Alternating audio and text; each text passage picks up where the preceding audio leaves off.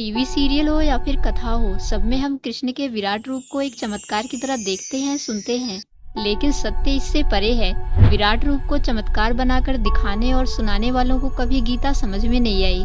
जो चीज हमें समझ नहीं आती, जिसका हमें कारण पता नहीं होता, उसे अक्सर हम एक चमत्कार की तरह ले लेते हैं। जबकि कृष्ण जी स्वयं गीता में कहते हैं कि कोई चमत्कार नहीं होता, सब गतिमान है, करता कोई नहीं है, सब प्रकृति के नियम से चलता है।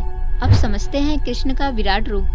ये कृष्ण जी का विराट रूप नहीं था, ये चेतना का विराट रूप था, जिसे कृष्ण जी समझा रहे थे अर्जुन को।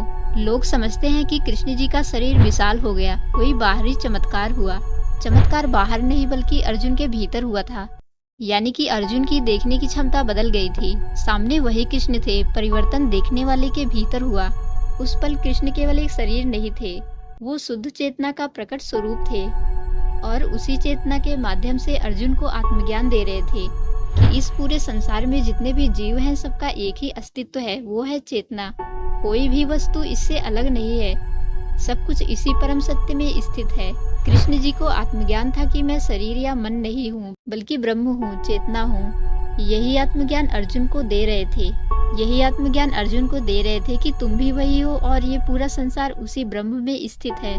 अर्जुन को लगता था मैं अलग हूँ, कृष्ण अलग हैं। इसलिए उनके इस भ्रम को कृष्ण जी ने तोड़ा था, उन्हें आत्मज्ञान दिया, उस परम चेतना का विराट रूप समझाया। हम सब अलग अलग शरीर में दिखते हैं, या हमारे देखने का भ्रम है।